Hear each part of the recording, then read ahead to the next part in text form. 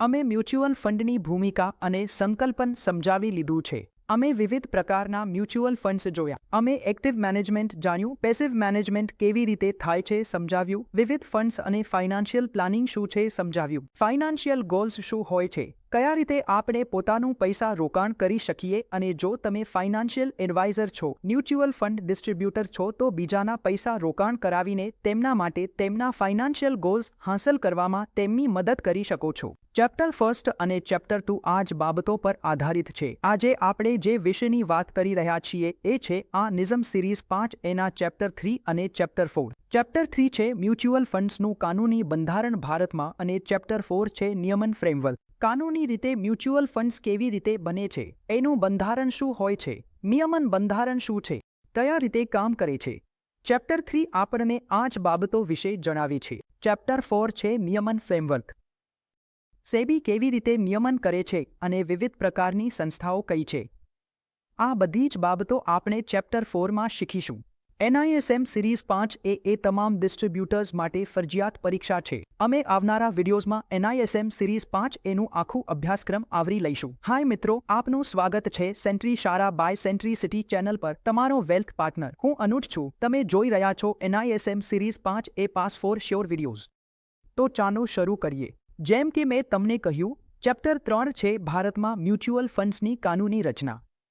કાનૂની રીતે mutual funds કેવી રીતે બને છે, આનું સ્ટ્રક્ચર શું છે અને મ્યુચ્યુઅલ ફંડ્સના મુખ્ય ઘટકો કયા કયા છે, આ બધું આજે આપણે આ વિડીયોમાં કવર કરીશું. સેબીના નિયમો 1926 અનુસાર મ્યુચ્યુઅલ ફંડ્સ ભારતમાં ટ્રસ્ટ તરીકે રચાય છે. મ્યુચ્યુઅલ ફંડ્સ ભારતમાં ટ્રસ્ટની જેમ કાર્ય કરે છે, જે લોકોની બચતને એકઠી કરે છે અને પછી તેને કોઈપણ એસેટ ક્લાસમાં રોકાણ કરે છે. જે લોકો પાસેથી તેમની બચત એકઠી કરે છે અને પછી તેને કોઈપણ અલગ અલગ એસેટ ક્લાસમાં રોકાણ કરી શકે છે. એ એસેટ ક્લાસ હોઈ શકે છે equity, date, commodity, currency, gold. કોઈપણ એસેટ ક્લાસમાં તેઓ જઈ શકે છે. પણ મુખ્ય બાબત એ છે કે ભારતમાં મ્યુચ્યુઅલ ફંડ્સ ટ્રસ્ટ તરીકે રચાયેલા છે. અને જ્યારે હું કહું છું કે મ્યુચ્યુઅલ ફંડ્સ ટ્રસ્ટની જેમ કામ કરે છે, ત્યારે તેઓ ટ્રસ્ટ દીડ 1882 એક્ટ દ્વારા શાસિત છે. મ્યુચ્યુઅલ ફંડ ટ્રસ્ટ એક અથવા વધુ સ્પોન્સર્સ દ્વારા બનાવવામાં આવે છે, જે મ્યુચ્યુઅલ ફંડ બિઝનેસ પાછળના મુખ્ય વ્યક્તિઓ હોય છે. દરેક ટ્રસ્ટના તેના લાભાર્થીઓ હોય છે. લાભ ટ્રસ્ટ હંમેશા તેના લાભાર્થી માટે જ કામ કરે છે. કોઈ પણ ટ્રસ્ટ હોય, કેવો પણ ટ્રસ્ટ હોય, તેના લાભાર્થીઓ હોય છે. મ્યુચ્યુઅલ ફંડના કેસમાં યુનિટ હોલ્ડર્સ અને તે રોકાણકારો જે મ્યુચ્યુઅલ ફંડમાં રોકાણ કરે છે તેઓ લાભાર્થીઓ છે. મ્યુચ્યુઅલ ફંડ ટ્રસ્ટના ઓપરેશન્સ ટ્રસ્ટ દીડ દ્વારા નિયંત્રિત થાય છે, જે સ્પોન્સર અને ટ્રસ્ટીઓ વચ્ચે અમલમાં આવે છે. તો સ્પોન્સર અને ટ્રસ્ટી વચ્ચે એક ટ્રસ્ટ દીડ બને છે, જે મ્યુચ્યુઅલ ફંડના તમામ ઓપરેશન્સ વિશે માહિતી આપે છે. મ્યુચ્યુઅલ ફંડ કઈ રીતે કામ કરશે તે વિશે. ટ્રસ્ટ તેના ટ્રસ્ટીઓની તરફથી કાર્ય કરે છે. ટ્રસ્ટ એક્ટ દ્વારા તેના ટ્રસ્ટીઓ મારફતે, એટલે કે રોકાણકારોના હિતોની રક્ષા કરવાનો મુખ્ય જવાબદારી ટ્રસ્ટીઓની છે. દૈનિક વ્યવસ્થાપન દ્વારા સંભાળવામાં આવે છે. ટ્રસ્ટ દ્વારા નીમવામાં આવે છે. ટ્રસ્ટી સાથે એક ઇન્વેસ્ટમેન્ટ મેનેજમેન્ટ એગ્રીમેન્ટ અમલમાં મૂકે છે, જેમાંની જવાબદારીઓ નિર્ધારિત કરવામાં આવે છે.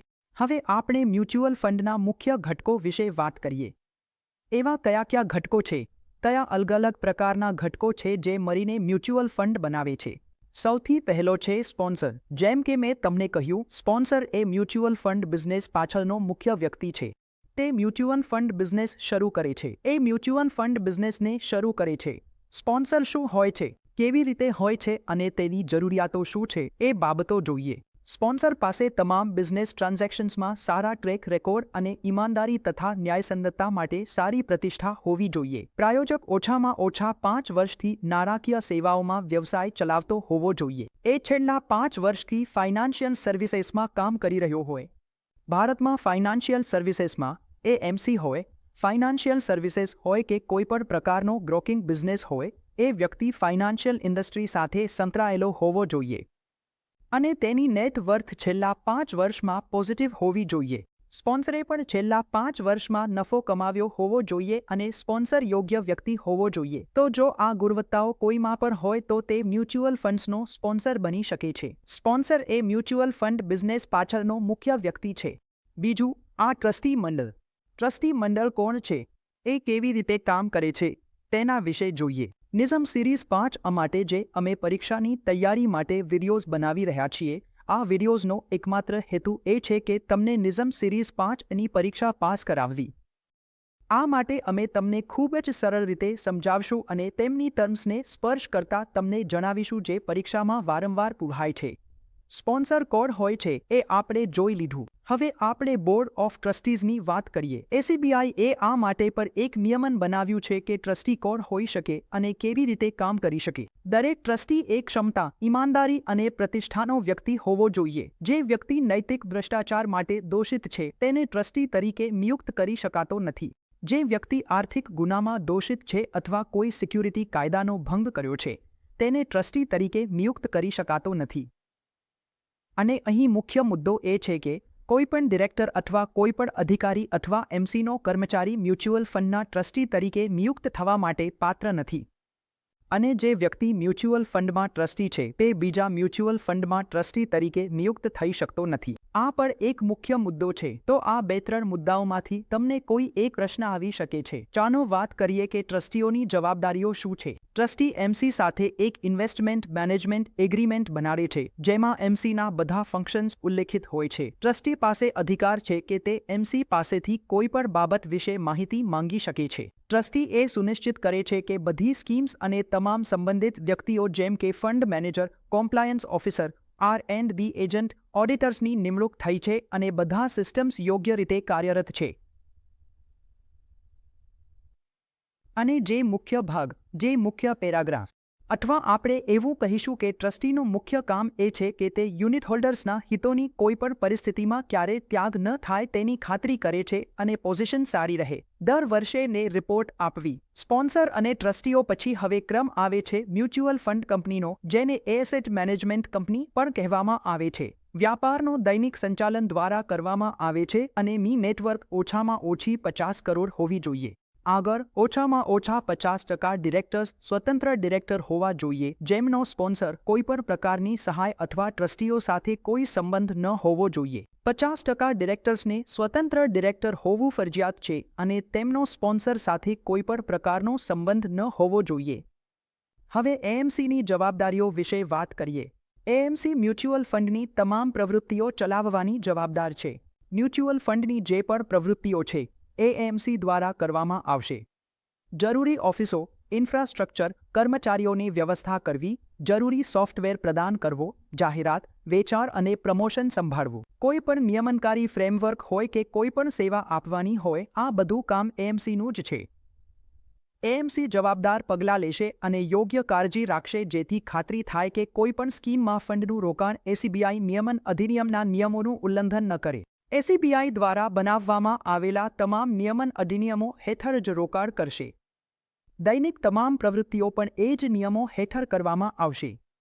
ની નિમણૂક ટ્રસ્ટીઓની બહુમતી અને 75% યુનિટધારકો દ્વારા રદ કરી શકાય છે.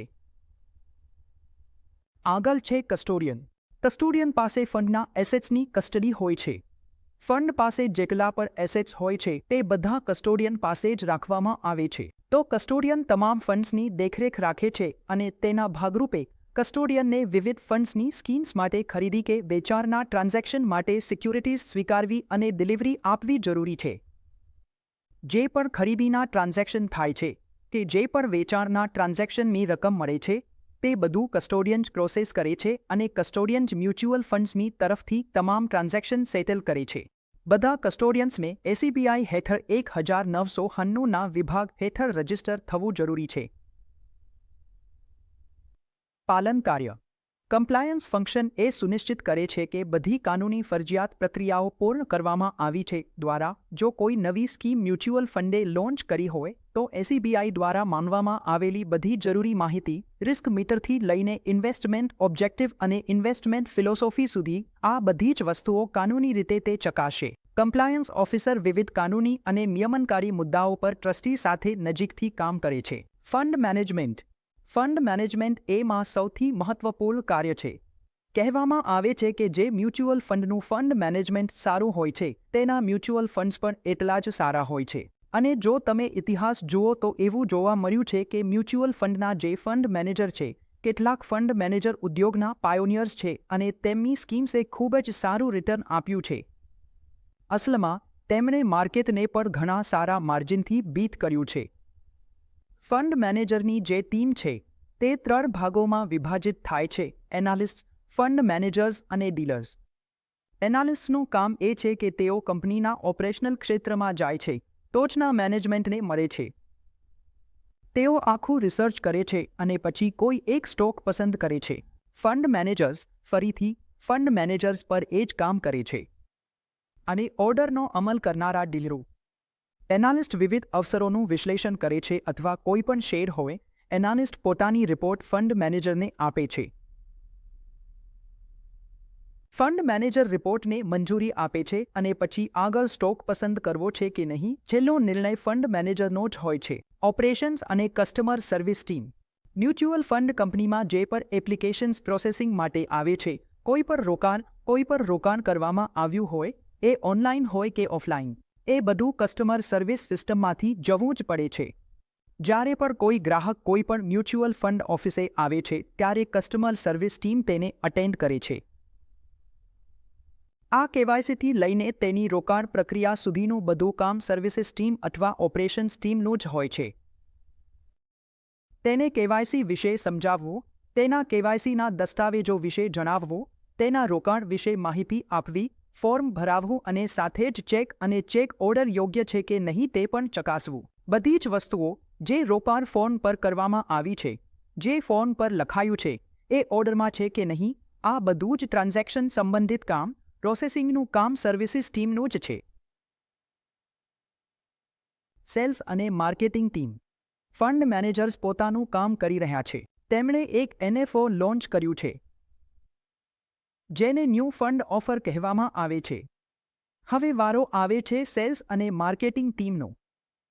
સેલ્સ અને માર્કેટિંગ એ એવી ટીમ છે જે લોકો પાસે જઈને, ડિસ્ટ્રીબ્યુટર્સ પાસે જઈને, બેન્કર્સ પાસે જઈને પોતાના NFO વિશે તેમને જણાવે છે, તેમને અપડેટ કરે છે, સ્કીમ વિશે માહિતી આપે છે અથવા જે પણ માહિતી તેમને જોઈએ તે પૂરી પાડે છે જેથી સ્કીમમાં વધુમાં વધુ એલોકેશન લાવી શકાય. મુખ્ય જવાબદારીઓમાં બ્રાન્ડિંગ, જાહેરાત, વિવિધ ઇવેન્ટ્સનું મેનેજમેન્ટ અને વિવિધ ડિસ્ટ્રીબ્યુશન ચેનલ્સ દ્વારા મ્યુચ્યુઅલ ફંડ પ્રોડક્ટ્સનું વિતરણ શામેલ છે. જેમ કે મેં તમને કહ્યું, જે પણ ડિસ્ટ્રીબ્યુશન ચેનલ્સ છે તેમાં અમારા મ્યુચ્યુઅલ ફંડ ડિસ્ટ્રીબ્યુટર્સ, બેન્કર્સ અને વિવિધ પ્રકારની સંસ્થાઓ છે જે મ્યુચ્યુઅલ ફંડ્સ વેચે છે. સેલ્સ અને માર્કેટિંગ ટીમનો મુખ્ય ઉદ્દેશ્ય એ છે કે વધુમાં વધુ પૈસા મ્યુચ્યુઅલ ફંડ સ્કીમ્સમાં ફાળવવામાં આવે, લાવવામાં આવે અથવા રોકાણ કરાવવામાં આવે. આગળનો વિષય છે રજિસ્ટ્રાર અને ટ્રાન્સફર એજન્ટ્સ. જ્યારે કોઈ રોકાણકાર એમસીમાં આવે છે ત્યારે તે પોતાની અરજી એમસીને ચેક સાથે આપે છે. એમસી સાંજે તમામ રોકાણકારોની જે પણ અરજીઓ તેમના પાસે આવી છે તે બધું જ બંડલ રજિસ્ટ્રાર અને ટ્રાન્સફર એજન્ટને પ્રોસેસિંગ માટે મોકલી દે છે. આરટીએસનું મુખ્ય કામ જ એ છે કે અરજીઓની પ્રક્રિયા કરવી. તેઓ તમામ અરજીઓ જોઈને ખાતરી કરશે કે બધું જ ઓર્ડરમાં હોવું જોઈએ. તેઓ ચેક પણ ચકાસશે, અરજીઓ પણ જોઈ લેશે અને પછી તે બધું પ્રોસેસ કરીને યુનિટ ફાળવીને આગળનું એકાઉન્ટ સ્ટેટમેન્ટ એમસી અને ડિસ્ટ્રીબ્યુટર પાસે મોકલી દેશે અને જે પણ રોકાણકારનો રેકોર્ડ છે તે તેને જાળવી રાખશે. ભારતમાં 2 રજિસ્ટ્રાર અને ટ્રાન્સફર એજન્ટ્સ છે. પહેલું કેમ્પ્સ અને કાર્વી. કેટલીક એએમસી કેમ્પ્સ સાથે કામ કરે છે અને કેટલીક એસેટ મેનેજમેન્ટ કંપનીઓ કાર્વી સાથે કામ કરે છે. મુખ્ય મુદ્દો અહીં એ છે કે આરટીએને નિમવું ફરજિયાત નથી. એક મ્યુચ્યુઅલ ફંડ કંપની તમામ ટ્રાન્ઝેક્શન પ્રોસેસિંગ પોતે એટલે કે ઇનહાઉસ પણ કરી શકે છે, એટલે કે પોતે જ કરી શકે છે. પ્રોસેસિંગ માટે એપ્લિકેશન્સ આગળ મોકલવી, આરટીએ પાસે મોકલવી એ ફરજિયાત નથી. સેબીએ કહ્યું છે કે એ એમસી પર નિર્ભર છે. જો તેઓ ઈચ્છે તો પોતે કરી શકે છે, નહીં તો તેઓ પોતાનું બિઝનેસ આગળ આઉટસોર્સ પણ કરી શકે છે. તેઓ આરટીએ નિમણૂક કરી શકે છે, જેમ કે કેમ્પ્સ અથવા કેઆરએને એપ્લિકેશન્સ પ્રોસેસ કરવા અને રોકાણકારોના રેકોર્ડ જાળવવા માટે. પણ તમામ આરટીએ સેબી સાથે રજિસ્ટર્ડ હોવા જોઈએ. વિતરકો, ડિસ્ટ્રીબ્યુટર્સ મ્યુચ્યુઅલ ફંડ યુનિટ્સ રોકાણકારોને વેચવામાં ખૂબ જ મહત્વપૂર્ણ ભૂમિકા ભજવે છે. મ્યુચ્યુઅલ ફંડ ડિસ્ટ્રીબ્યુટર્સ એ લોકો છે જે નિઝમ સિરીઝ 5 એ મ્યુચ્યુઅલ ફંડ ડિસ્ટ્રીબ્યુટર પરીક્ષા પાસ કર્યા પછી મ્યુચ્યુઅલ ફંડ્સ માટે અરજી કરે છે, જેને એમફી રજિસ્ટ્રેશન નંબર કહેવામાં આવે છે. પછી એમફી રજિસ્ટ્રેશન નંબર એમફી તરફથી મળે છે. તે પછી તેઓ પોતાને એમ્પેનલ કરે છે જેમાં પરમાં તેમને બિઝનેસ કરવો હોય. તે પછી તેઓ મ્યુચ્યુઅલ ફંડ સ્કીમ્સની યુનિટ્સ વેચવાનું શરૂ કરે છે. દેશમાં 40થી વધુ મ્યુચ્યુઅલ ફંડ છે. તેઓ બધામાં પણ એમ્પેનલ થઈ શકે છે અને પોતાનો બિઝનેસ શરૂ કરી શકે છે. મ્યુચ્યુઅલ ફંડ ડિસ્ટ્રીબ્યુટર એમાંથી કોઈ પણ હોઈ શકે છે. એ બેંકો હોઈ શકે છે, એ વ્યક્તિગત લોકો હોઈ શકે છે, એ સંસ્થાઓ હોઈ શકે છે, એ બ્રોકિંગ કંપની પર હોઈ શકે છે. રજિસ્ટ્રેશન એજન્સીઓ ખૂબ જ મહત્વપૂર્ણ છે. જો તમે આજે મ્યુચ્યુઅલ ફંડમાં રોકાણ કરી રહ્યા હો, વિના તમારું રોકાણ થઈ શકતું નથી. પહેલો ભાગ છે રોકાણ કરતા પહેલા કરાવવું ફરજિયાત છે. આ એક વખત કરવાની પ્રક્રિયા છે. તમારે માત્ર એક જ વાર કરવી છે. તે પછી તમે જે પણ રોકાણ કરો છો દરેક વખતે તમને ના દસ્તાવેજો આપવાની જરૂર પડતી નથી. માટે પાન કાર્ડ અને આધાર કાર્ડ ફરજિયાત છે. ભારતમાં કેટલીક રજિસ્ટ્રેશન એજન્સીઓ છે, જેમ કે કામ્સ, કાર્વી આ ભારતીય રજિસ્ટ્રેશન એજન્સીઓના ઉદાહરણો છે. સ્ટોક એક્સચેન્જ અને ટ્રાન્ઝેક્શન પ્લેટફોર્મ્સ આજના ડિજિટલાઇઝેશનના યુગમાં મ્યુચ્યુઅલ ફંડ્સના 90% ટ્રાન્ઝેક્શન ઓનલાઈન થાય છે. આજે મ્યુચ્યુઅલ ફંડમાં રોકાણ કરવા માટે એટલો સરળ વિકલ્પ ઉપલબ્ધ છે. મૂવી ટિકિટ બુક કરવી જેટલું સરળ છે. મિનિટમાં જ તમે તમારી સિપ શરૂ કરી શકો છો. ભારતમાં બીએસઈ એટલે કે બોમ્બે સ્ટોક એક્સચેન્જનું પ્લેટફોર્મ છે. બીએસઈ સ્ટાર અને નું પર એક પ્લેટફોર્મ છે, જેને ઉપયોગ કરીને રોકાણકારો, મ્યુચ્યુઅલ ફંડ કંપનીઓ, મ્યુચ્યુઅલ ફંડ ડિસ્ટ્રીબ્યુટર્સ એ સોફ્ટવેરનો ઉપયોગ કરીને ખૂબ જ સરળતાથી તેમના રોકાણકારોના પૈસા રોકાણ કરી શકે છે. ચાલો હવે આ અધ્યાયનો છેલ્લો વિષય જોઈએ. ભારતના મ્યુચ્યુઅલ ફંડ્સ એસોસિએશન એટલે કે ની ભૂમિકા અને કાર્ય. ના ઉદ્દેશો એ છે કે મ્યુચ્યુઅલ ફંડ ઉદ્યોગના કાર્યક્ષેત્રમાં ઉચ્ચ વ્યાવસાયિક અને નૈતિક ધોરણો નિર્ધારિત અને જાળવી રાખવા. એસબીઆઈ સાથે સંવાદ સાધવો અને મ્યુચ્યુઅલ ફંડ ઉદ્યોગ સંબંધિત તમામ મુદ્દાઓ પર એસબીઆઈ સમક્ષ પ્રતિનિધિત્વ કરવું. મ્યુચ્યુઅલ ફંડ ઉદ્યોગ સંબંધિત મુદ્દાઓ પર સરકાર, આરબીઆઈ અને અન્ય સંસ્થાઓ સમક્ષ પ્રતિનિધિત્વ કરવું. ડિસ્ટ્રીબ્યુટર્સનું નિયમન અને વ્યવહાર સંચાલિત કરવું, જેમાં શિસ્તભંગની કાર્યવાહી પર સામેલ છે. જો કોઈ ડિસ્ટ્રીબ્યુટર દ્વારા કોઈ પર કોડ ઓફ કન્ડક્ટનું ઉલ્લંઘન થાય છે તો તેના પર કાર્યવાહી કરવામાં આવે. એમફીનું સૌથી મોટું કામ છે રોકાણકારોના હિતોની રક્ષા કરવી અને મુખ્ય ભૂમિકા તરીકે મ્યુચ્યુઅલ ફંડ ડિસ્ટ્રીબ્યુટર્સનું રજિસ્ટ્રેશન કરવું તેમજ તેમને એઆરએન નંબર ફાળવવો, જે મ્યુચ્યુઅલ ફંડ ડિસ્ટ્રીબ્યુટર્સ માટે ફરજિયાત છે. અહીં એક મહત્વપૂર્ણ મુદ્દો એ છે કે એમફી ન તો કોઈ નિયમનકારી સંસ્થા છે અને ન તો સ્વનિયમનકારી સંસ્થા છે. ત્રીજો અધ્યાય થોડું થિયોરેટિકલ છે, પણ તેના બધા જ મુખ્ય મુદ્દા અને કીવર્ડ્સ આ જ હતા. NISM સિરીઝ 5 એ મોડ્યુલ ક્લિયર કરવા માટે આપણને સંપૂર્ણ વિગતવાર માહિતીની જરૂર નથી. જેટલા મુદ્દા મેં તમને જણાવ્યા છે, દરેકની એક લાઇનની વ્યાખ્યા જ NISM પરીક્ષા પાસ કરવા માટે જરૂરી છે. જો તમને કોઈ પણ વિષય વિશે ખૂબ જ વિગતવાર માહિતી જોઈએ છે અથવા કોઈ પણ વિષય પર વિગતવાર ચર્ચા જોઈએ છે તો તમે કોમેન્ટ કરીને અમને જણાવી શકો છો. તમે અમને મેસેજ કરી શકો છો, કોલ પણ કરી શકો છો. અમે એ વિષય પર વિગતવાર વિડીયો બનાવશું અને તમારી જાણકારીને વધારશું. ચેપ્ટર 3ના મુખ્ય મુદ્દા બધા આ જ હતા, જે આજે આપણે કવર કર્યા. હવે ચેપ્ટર 3ના કેટલાક મહત્વપૂર્ણ પ્રશ્નો જોઈએ, જે વારંવાર નિઝમ સિરીઝ 5 એમાં પૂછાતા રહે છે. પ્રશ્ન નંબર 1. મ્યુચ્યુઅલ ફંડ્સ ભારતમાં ટ્રસ્ટ તરીકે રચાય છે.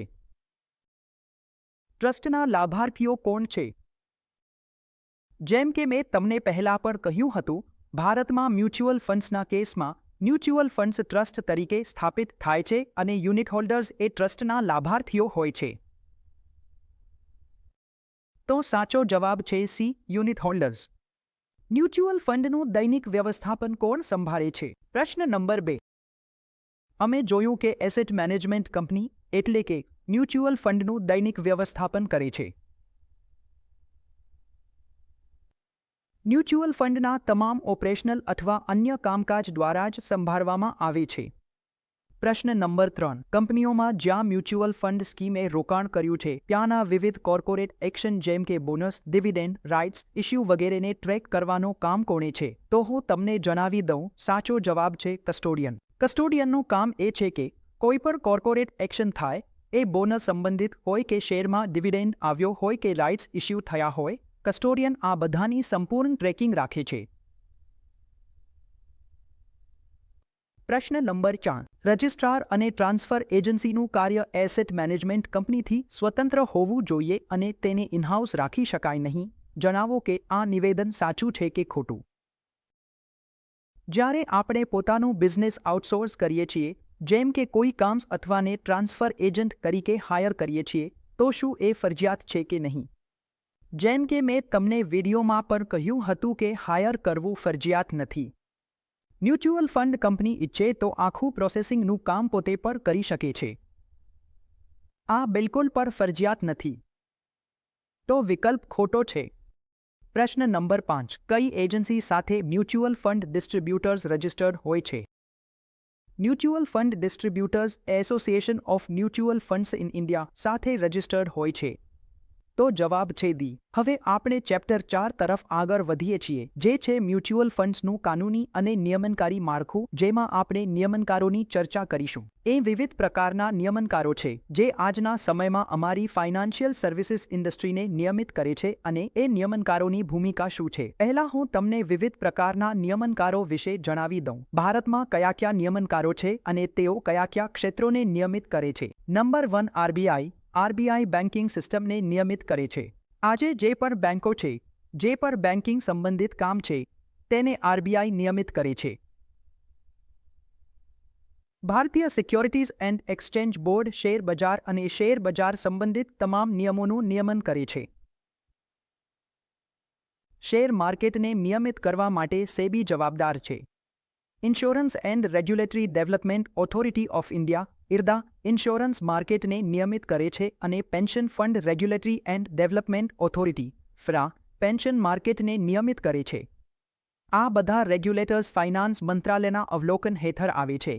ફાઇનાન્સ મંત્રાલયના હેઠળ આ બધા રેગ્યુલેટર્સ કામ કરે છે અને પોતાના સંબંધિત ક્ષેત્રને નિયમિત કરે છે. સૌથી પહેલા આપણે સિક્યુરિટીઝની ભૂમિકા વિશે વાત કરીએ. Securities and exchange board of India એટલે કે સેબી. સેબીનો માત્ર એક જ મુખ્ય કાર્ય છે, નિવેશકોના હિતોની રક્ષા કરવી. કોઈ પણ રોકાણકાર સાથે અન્યાય ન થાય. સેબી માત્ર અને માત્ર એ જ ખાતરી કરે છે કે રોકાણકારના હિતને સર્વોચ્ચ પ્રાથમિકતા આપવામાં આવે અને સેબીએ કેટલાક મહત્વપૂર્ણ મુદ્દાઓ જણાવ્યા છે, જેના દ્વારા તે પોતાના આ ઉદ્દેશ્યને પૂર્ણ કરે છે. અને મિત્રો, આ 3 મુદ્દાઓમાંનો એક છે સિક્યુરિટીઝ ઇસ્યુ કરનારાઓ દ્વારા ખુલાસો ડિસ્ક્લોઝર. એમાં આવી કંપનીઓ આવે છે જે શેર અને ડિબેન્ચર્સ ઇસ્યુ કરે છે અને મ્યુચ્યુઅલ ફંડ્સ જે મ્યુચ્યુઅલ ફંડ યુનિટ્સ ઇસ્યુ કરે છે. સિક્યુરિટી માર્કેટમાં ટ્રાન્ઝેક્શન્સની કાર્યક્ષમતા અને ઓછા ટ્રાન્ઝેક્શન ખર્ચ. મ્યુચ્યુઅલ ફંડ નિયમન. મ્યુચ્યુઅલ ફંડ્સની વાત કરીએ તો સેબી જ મ્યુચ્યુઅલ ફંડ્સને નિયમિત કરે છે. પણ ભારતમાં મ્યુચ્યુઅલ ફંડ્સની એક એસોસિએશન એમ્ફી એટલે કે એમ્ફી નામની એક સંસ્થા અલગથી બનાવવામાં આવી છે, જે માત્ર મ્યુચ્યુઅલ ફંડ્સને જ નિયમિત કરે છે. તો જે ડાયરેક્ટ સેલિંગ છે અથવા જે ઇક્વિટી માર્કેટ છે, શેર માર્કેટ છે, તેને સેબી નિયમિત કરે છે અને સેબીએ મ્યુચ્યુઅલ ફંડ્સ માટે એક અલગ વિંગ બનાવી છે, જેને આપણે એમ્ફી તરીકે ઓળખીએ છીએ. ભારતમાં મ્યુચ્યુઅલ ફંડ્સનું સંગઠન. તો મ્યુચ્યુઅલ ફંડ્સ, બધા મ્યુચ્યુઅલ ફંડ્સ એમ્ફી દ્વારા ગવર્ન થાય છે. એમ્ફી સીધા સેબીને રિપોર્ટ કરે છે અને મ્યુચ્યુઅલ ફંડ્સને ગવર્ન કરવા માટે સેબીએ કેટલાક નિયંત્રણો અથવા કેટલાક એવા મુદ્દાઓ નક્કી કર્યા છે જે એમ્ફી અને મ્યુચ્યુઅલ ફંડ કંપનીએ શું કરવું અને શું ન કરવું તે જણાવે છે. અને આ મુદ્દાઓમાં છે કે મ્યુચ્યુઅલ ફંડ કંપનીઓ સિક્યુરિટીઝ ફક્ત ડિલિવરી આધારિત ખરીદશે. તેઓ કોઈપણ શેર લિવરેજ પર નહીં લે. માર્જિન ટ્રેડિંગ કરી શકતા નથી. કોઈપણ શેર ખરીદવામાં આવે છે તો માત્ર બાય એન્ડ હોલ્ડ સ્ટ્રેટેજી માટે જ. એવું નથી કે આજે તેમણે ઇન્ટ્રાડે માટે કોઈ શેર લીધો છે અથવા બીજા દિવસે વેચી દીધો છે અથવા ખૂબ જલ્દી ટ્રેડિંગ કરી રહ્યા છે. લિવરેજ પોઝિશન લઈ રહ્યા છે, ડેરિવેટિવ્સનો ઉપયોગ કરી રહ્યા છે. આ બધું સંપૂર્ણપણે મનાઈ છે. મ્યુચ્યુઅલ ફંડ કંપની કોઈ પણ પ્રકારનું લોન આપશે નહીં. મ્યુચ્યુઅલ ફંડ કંપની કોઈ પણ યુનિટ હોલ્ડરને લોન આપશે નહીં. અને ધી મ્યુચ્યુઅલ ફંડ સ્કીમ કોઈ પણ અનલિસ્ટેડ સિક્યોરિટીમાં રોકાણ કરશે નહીં. રોકાણ ફક્ત લિસ્ટેડ સિક્યોરિટીઝમાં જ કરવામાં આવશે. અનલિસ્ટેડ સિક્યુરિટીઝમાં રોકાણ કરવામાં આવશે નહીં. એક મ્યુચ્યુઅલ ફંડ સ્કીમ બીજી મ્યુચ્યુઅલ ફંડ સ્કીમમાં પણ રોકાણ કરી શકે છે, પરંતુ સ્કીમની કુલ નેટ એસેટ્સમાંથી 5% કરતાં વધુ નહીં અને એક ઇક્વિટી સ્કીમ કોઈ એક ઇક્વિટી શેરમાં 10% કરતાં વધુ એક્સપોઝર લઈ શકતી નથી. તો મહત્તમ મર્યાદા 10% છે. કોઈપણ શેર કોઈપણ મ્યુચ્યુઅલ ફંડ સ્કીમમાં ખરીદી શકાય છે. તો મહત્તમ મર્યાદા 10% છે. તમે 9.5, 9%, 8% જેટલું પણ લેવા માંગો લઈ શકો છો. પણ 10% કરતાં વધુ તમે એક સિક્યુરિટીમાં અથવા એક મ્યુચ્યુઅલ ફંડમાં એક શેરમાં 10% કરતાં વધુ પૈસા મૂકી શકતા નથી. ઈએનએસએસ સૂચનામાં કહેવામાં આવ્યું છે કે ઓછામાં ઓછા 80% ઈએનએસએસ ફંડ્સમાંથી ઓછામાં ઓછા 80% જે ઈએનએસએસની ફાળવણી છે તે ઇક્વિટી અને ઇક્વિટી સંબંધિત ઇન્સ્ટ્રુમેન્ટ્સમાં હોવી જોઈએ. અને ડેટના કેસમાં mutual fund scheme unlisted debt સિક્યુરિટીઝમાં રોકાણ નહીં કરે અને ડેટના કેસમાં મ્યુચ્યુઅલ ફંડ કંપનીઓ અનલિસ્ટેડ ડેટ સિક્યુરિટીઝમાં જે લિસ્ટેડ નથી તેમાં રોકાણ નહીં કરે. સિક્યુરિટીમાં ફક્ત એમાં જ રોકાણ કરી શકાય છે. અનલિસ્ટેડમાં અહીં રોકાણ શક્ય નથી. સેબીએ સ્પષ્ટ મનાઈ કરી છે. સેબીએ જાહેરાતો માટે પર કેટલીક જોગવાઈઓ બનાવી છે.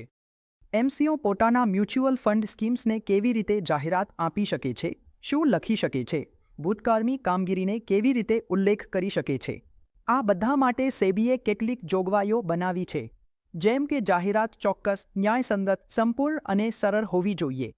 મ્યુચ્યુઅલ ફંડ કંપની જે પણ જાહેરાત કરે છે તે બિલકુલ સરળ ભાષામાં હોવી જોઈએ જેથી સામાન્ય માણસને પણ સમજાય. એ સંપૂર્ણપણે ન્યાયસંગત, સ્વચ્છ અને સંપૂર્ણ હોવી જોઈએ. જાહેરાતમાં કોઈ ખોટી માહિતી હોવી જોઈએ નહીં અને તેમાં એવો કોઈ સ્લોગન પણ ન હોવો જોઈએ જે જોખમને વધારે બતાવે અથવા રિટર્નને વધારે બતાવે. કોઈ પણ સેલિબ્રિટીને આપણે કોઈ પણ જાહેરાતનો ભાગ બનાવી શકતા નથી. ચાલો હવે જોઈએ કે મ્યુચ્યુઅલ ફંડ્સે પોતાની કામગીરી કેવી રીતે બતાવવી તેના માટે પણ સેબીએ કેટલીક માર્ગદર્શિકાઓ આપી છે. જ્યારે મ્યુચ્યુઅલ ફંડ યોજના 3 વર્ષથી વધુ સમયથી અસ્તિત્વમાં હોય.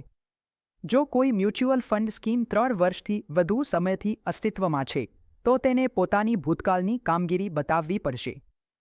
છેલ્લા 1 વર્ષ, છેલ્લા 3 વર્ષ, છેલ્લા 5 વર્ષ અને શરૂઆતથી અત્યાર સુધી દરેક માટે ₹10,000નો એક સ્ટાન્ડર્ડ ઉદાહરણ બતાવવું પડશે કે કેવી રીતે તમારી સ્કીમમાં ₹10,000 રોકાણ કરવામાં આવ્યા, તે કેવી રીતે વધ્યા છે, 1 વર્ષમાં કેટલા વધ્યા છે, 3 વર્ષમાં કેટલા વધ્યા છે, 5 વર્ષમાં કેટલા વધ્યા છે. આ સ્ટાન્ડર્ડ 10,000નું ઉદાહરણ બધી મ્યુચ્યુઅલ ફંડ સ્કીમ્સ માટે ફરજિયાત છે જ્યારે તેઓ પોતાની કામગીરી બતાવવાની વાત કરે છે. અને જો કોઈ ફંડ મેનેજરે કોઈ સ્કીમને શરૂઆતથી મેનેજ કરી નથી અથવા વચ્ચે ફંડ મેનેજર બદલાઈ ગયો હોય તો આ પર ખુલાસો કરવો ખૂબ જ જરૂરી છે.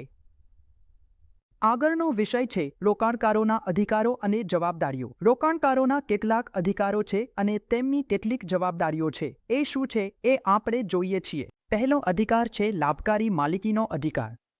યુનિટ હોલ્ડર્સને સ્કીમની સંપત્તિમાં અનુપાતે માલિકીનો અધિકાર હોય છે. રોકાણકારો યુનિટ સર્ટિફિકેટ માટે માંગ કરી શકે છે. યુનિટ હોલ્ડર્સ એમસી પાસેથી પોતાનું યુનિટ સર્ટિફિકેટ પર માંગીને મેળવી શકે છે. અને જો તે પોતાની યુનિટ્સ ડીમેટમાં લેવા માંગતો હોય તો તે પોતાના ડીમેટ એકાઉન્ટની વિગતો શેર કરીને યુનિટ્સ ડીમેટમાં પણ લઈ શકે છે. ડિસ્ટ્રીબ્યુટર બદલવાનો અધિકાર. એક રોકાણકર્તા પાસે આ અધિકાર છે કે તે પોતાનો ડિસ્ટ્રીબ્યુટર કોઈપણ સમયે બદલી શકે છે અને એએમસી માટે ડિસ્ટ્રીબ્યુટરને આ વાત જણાવવી જરૂરી નથી કે રોકાણકર્તાએ ડિસ્ટ્રીબ્યુટર બદલી દીધો છે. તેને ફક્ત એએમસી પાસે રિટર્ન એપ્લિકેશન આપવી પડે છે. આગળનો અધિકાર છે દસ્તાવેજોનું નિરીક્ષણ કરવાનો અધિકાર. એક રોકાણકર્તા પાસે અધિકાર છે કે તે એએમસીના દસ્તાવેજો જોઈ શકે છે. બધા દસ્તાવેજો જેમ કે trust did, investment management agreement, custodian agreement, RTA agreement અને એએમસીના આર્ટિકલ્સ ઓફ એસોસિએશન. આ બધા દસ્તાવેજો એક રોકાણકર્તા ચકાસી શકે છે. આગળનો અધિકાર છે નોમિની નિયુક્ત કરવાનો અધિકાર. એક રોકાણકર્તા 3 નોમિની નિયુક્ત કરી શકે છે અને દરેક નોમિનીને કેટલો ટકા આપવો છે તે પણ જણાવી શકે છે. અને જો કોઈ ટકા નક્કી કર્યો ન હોય તો ત્રણેયને સમાન હિસ્સામાં વહેંચણી કરવામાં આવશે. આગળનો અધિકાર છે મ્યુચ્યુઅલ ફંડ યુનિટ્સને ગીરવી રાખવાનો અધિકાર. એક રોકાણકર્તા પોતાની યુનિટ્સને કોઈપણ ફાઇનાન્સર, કોઈપણ બેંક અથવા કોઈપણ એનબીએફસી પાસે ગીરવી રાખી શકે છે અને તેના સામે લોન લઈ શકે છે. કઈ મ્યુચ્યુઅલ ફંડ યોજના પર કેટલી લોન મળે છે તે ફાઇનાન્સર પર આધાર રાખે છે. એસબીઆઈ એ મ્યુચ્યુઅલ ફંડ રોકાણકારો અને સામાન્ય રોકાણકાર માટે એક ફરિયાદ પ્રણાલી પર બનાવી છે. જો કોઈ પણ રોકાણકાર કોઈ પણ મ્યુચ્યુઅલ ફંડથી કે કોઈ પણ કંપનીથી અથવા કોઈ પણ ફાઇનાન્શિયલ સર્વિસીસ કંપનીની સર્વિસથી ખુશ નથી અથવા તેને કોઈ પણ રીતે હેરાન કરવામાં આવ્યો છે તો તે પોતાની ફરિયાદને જણાવી શકે છે. કેવી રીતે જણાવી શકે એ આપણે જોઈએ છીએ. SBI એ એક વેબ આધારિત સિસ્ટમ બનાવી છે સ્કોર્સ ગોવ થિંગ, જ્યાં જઈને રોકાણકાર પોતાની ફરિયાદ રજીસ્ટર કરી શકે છે. આ ચેપ્ટર 4ના કેટલાક પોઈન્ટ્સ અને કીવર્ડ્સ હતા. હવે આપણે ચેપ્ટર 4ના કેટલાક પ્રશ્નો જોઈશું. પ્રશ્ન નંબર 1. નીચેનામાંથી કયું ભારતમાં મ્યુચ્યુઅલ ફંડનું નિયમન કરે છે? Securities and exchange board of India, association of mutual funds India, asset management companies અથવા મ્યુચ્યુઅલ ફંડ્સના બોર્ડ ઓફ ટ્રસ્ટીઝ. જેમ કે આપણે જોયું, મ્યુચ્યુઅલ ફંડ્સને SBI નિયમિત કરે છે, એટલે કે securities and exchange board of India. પ્રશ્ન નંબર 2. મ્યુચ્યુઅલ ફંડ્સ માત્ર અને માત્ર ડિલિવરી આધારિત રીતે જ સિક્યુરિટીઝ ખરીદી અને વેચી શકે છે. સાચું કે ખોટું? મ્યુચ્યુઅલ ફંડ્સ ફક્ત ડિલિવરી આધાર પર જ સિક્યુરિટીઝ ખરીદી અને વેચી શકે છે.